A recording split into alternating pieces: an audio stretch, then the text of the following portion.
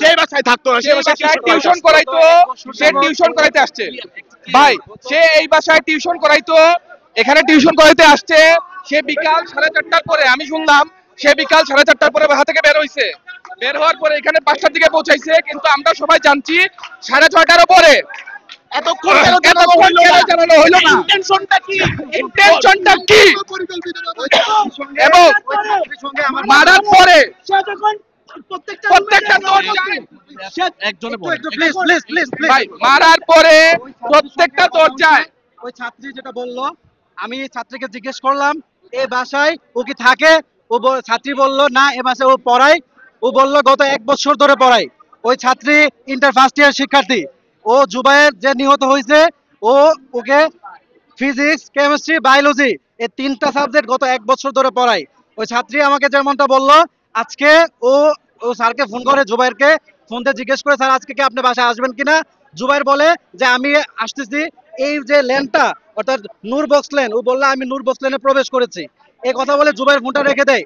রেখে দেওয়ার পর ছাত্রী ও আসতেছে কিনা এটা কনফার্ম হওয়ার জন্য ওর যে লোকেশন, ওই লোকেশনটা ট্র্যাক করে, এটা ওর ছাত্রীর নিজের বক্তব্য। লোকেশন ট্র্যাক করে দেখে জুবায়ের এই বাসায় আপনার এই গলিতে প্রবেশ করেছে। তখন ও মোটামুটি কনফার্ম হয়। কনফার্ম হওয়ার পর ও পড়ায় মূলত 5 তলায়, আর লাশটা পাওয়া গেছে 3 তলায়। আর লাশের যে রক্ত, সে রক্ত নিচতলা থেকে 3 তলা পর্যন্ত একদম প্রত্যেকটা সিঁড়ি থেকে পড়ে আছে। আমরা গিয়ে এখন যেখানে দেখলাম, আমরা এখানে গিয়ে দেখলাম যে এই 3 তলা, 1 তলা, 2 তলা, 3 তলা, 4 তলা, কেউ এই বিল্ডিং এ বলতে পারে না যে একটা লোক এখানে মারা গেছে।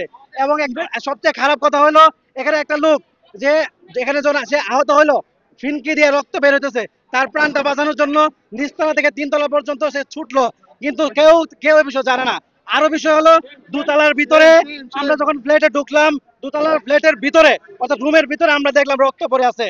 আমরা যখন 3 তলা গেলাম, 3 তলা থেকে এখন বলতে চাচ্ছেন সে যে বাসায় টিউশন করতো তারাই এটা আমরা অনুমান করতেছি, এবং অনুমান করতেছি। এখানে পুরো ঘটনার সঙ্গে এখানে আমরা দেখলাম একটা প্রি প্ল্যান এখানে আছে, না হলে একটা হত্যাকাণ্ড হবে, একটা মানুষ মারা যাবে, এখানে কেউ জানবে না।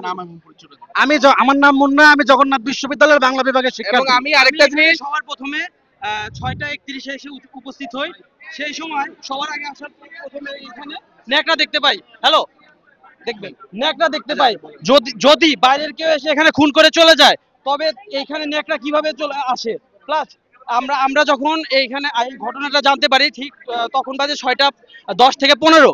ইভেন এখানে আসে যখন আমরা দোকানদারদের সাথে না ঢোকা যাবে না, যাবে না। এখানকার দোকানদারদের সাথে যখন আমি কথা বলি, তখন একটা দোকানদার আমাকে বলেন যে উনি 5টার দিকে দোকান খুলে আসার সাথে সাথে উনি এই ঘটনা সম্বন্ধে অবগত হন। তবে 1.5 ঘন্টা পরে আমরা কিভাবে নিউজটা পেলাম, ইভেন এখানকার কেউই এই ব্যাপারে কিছু বলতে তারা মানে হেজিটেট ফিল করছে।